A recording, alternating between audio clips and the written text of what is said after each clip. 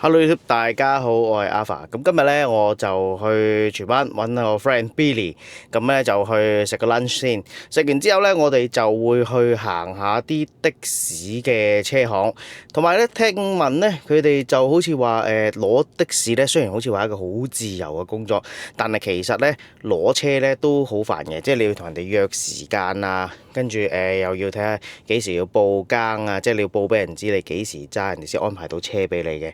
咁今日我哋就盡情去了解一下啦。事不宜遲，即刻出發，Let's go！喺呢個影片開始之前，我呢度同大家宣布，我個頻道嘅會員制度呢已經開始啦。你只需要10蚊就能夠可以成為我呢個頻道嘅會員，享有大部分嘅福利嘅。當然，如果你係忠實粉絲嘅話呢，歡迎你去 join 呢個 VIP 會籍。VIP 會籍係會有更加多獨家嘅福利，希望大家多多支持。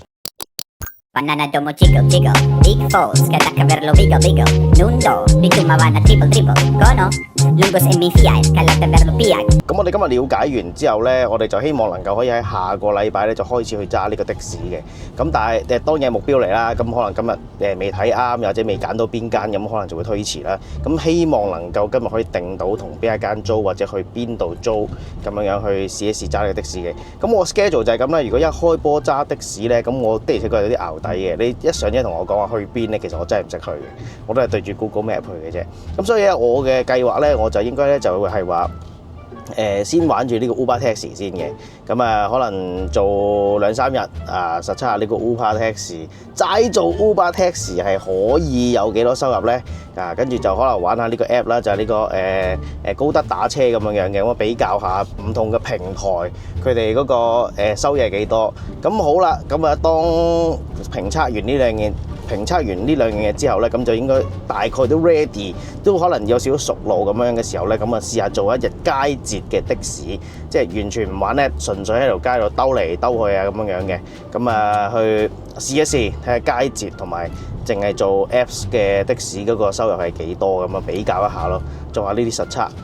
大致上就係咁嘅計劃啦。咁長遠嚟講，其實的士系列我都諗咗好多嘅題材去實測啊，題材去試咁樣嘅。咁希望能夠係唔使蝕錢，因為你租車都要成本嘅，每一日嘅成本都幾嚿水嘅。嗰啲拍呢條片，假設啦，如果實測翻嚟個結果係蝕錢呢，嗰日就係蝕錢嘅啦。咁佢有幾多開支呢？首先係車租啦，跟住就係呢一個燃料費啦。咁你要入石油氣噶嘛，的士好似其實就算唔揸石油氣的士啊，你揸電的士你都要叉電啦咁樣嘅。咁同埋呢，今日呢，我係有少少後悔揸咗架車出嚟去睇呢個的士車行嘅，好似有少少不智咁咯。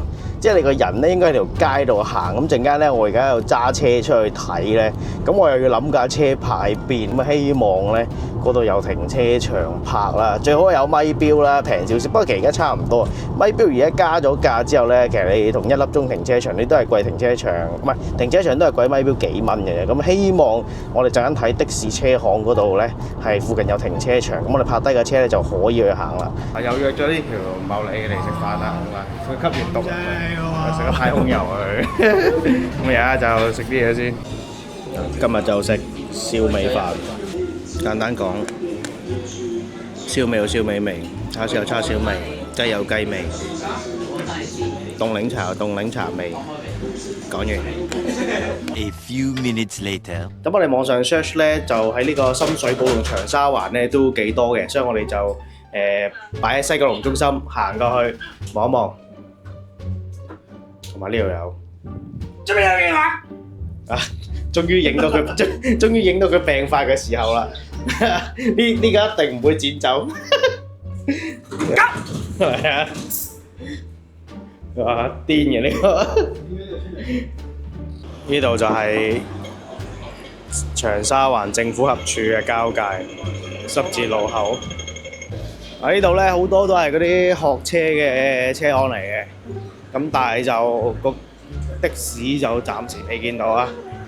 咁咧我哋去到人哋的士車行嘅話咧，都唔知人哋俾唔俾拍片嘅。咁所以咧個 cam 可能都會收埋，又或者睇下點樣可以錄到少少。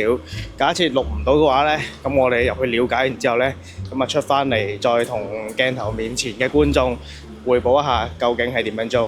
咁啊，見到啦，就係呢間寶盈車行。咁我哋先入呢間問一問先。咁啊，入咗嚟坐下啦，了解下先。負責人啱啱咧就同個的士司機出去整緊啲嘢，而家等一等佢。A few moments later. 好，咁啊，快速講一講啦。呢一間咧寶盈車行咧，咁佢就免按金嘅。咁佢就係日間咧就係550蚊車租，夜間450嘅。咁佢就冇特更租嘅，夜間就有位，日間就係冇位嘅。如果有啲咩事需要墊底費咧，就係18,000蚊墊底嘅。暫時就係咁啦。同埋頭先所講佢嘅金風4座咧，劏下都越嚟越少啦。佢嗰度咧淨係得翻嗰啲混民車，即係人哋俗稱小路寶嘅的士。但係咧個老闆娘咧就唔係話太過 nice， 好似有少串咁樣咯。咁就俾人感覺就唔係太好。由於佢係得夜更，所以我哋係唔考慮嘅。咁我哋就去另一間再睇睇。哇！咁快行下去到另一間啦。呢度就係青山道嘅聯邦車行，就係呢間啦。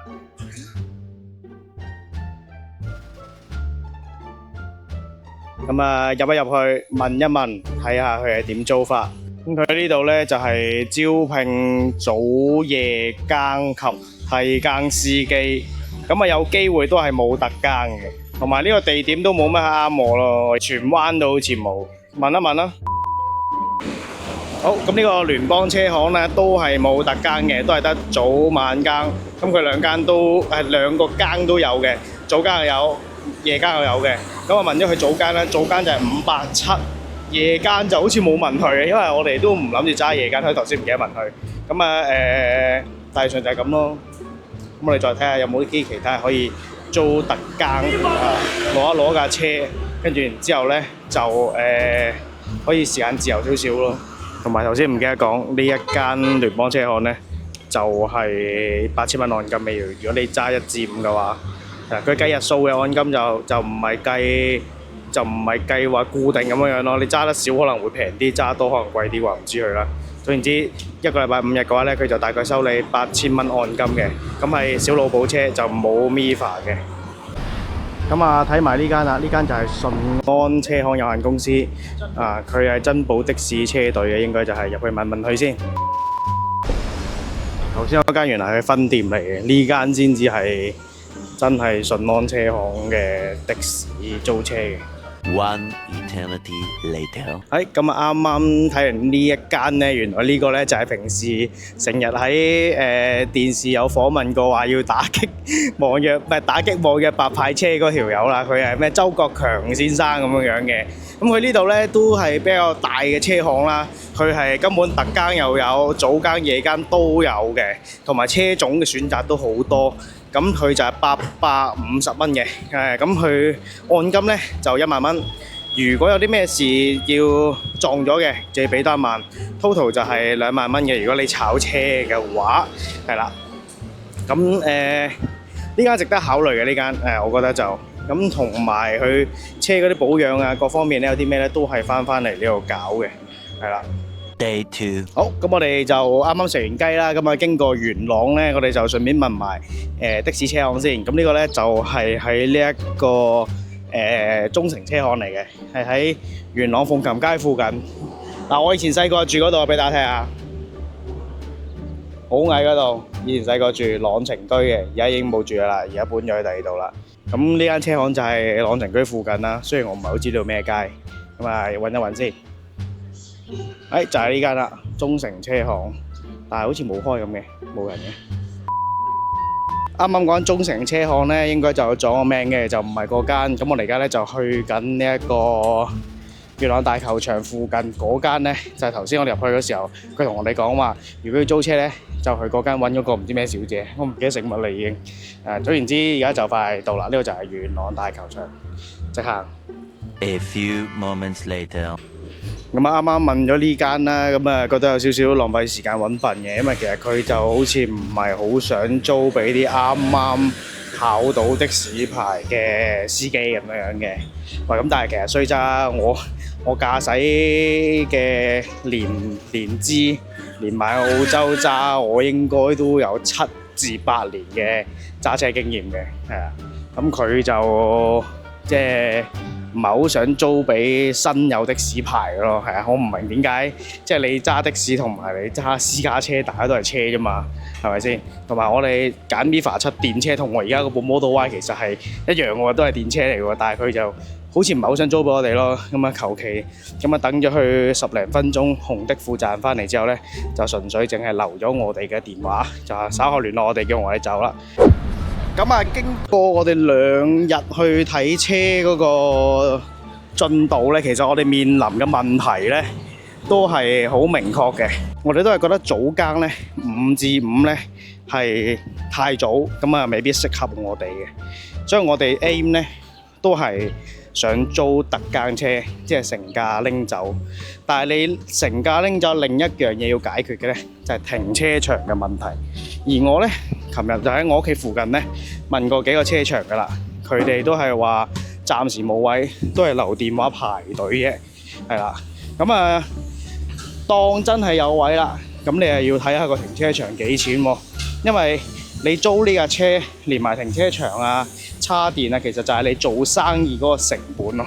你係一個大數要去計，究竟你每一日要揾幾多錢先叫做回本，幾多錢之後呢先至係叫賺錢。我哋而家面臨3個問題，其中一個問題解決咗㗎啦，就係早更我哋唔租，我哋租特更。特更解決停車場位置問題，停車場嘅租金問題，呢一兩樣嘢解決到呢，即刻就可以去簽約攞車，就係咁啦。咁暫時呢，我哋就仲未租到車嘅，因為我哋好多嘢需要考慮啦。因為我哋唔揸呢個早更，亦都唔揸呢一個夜更，淨係想揸特更，咁嘅時間自由啲。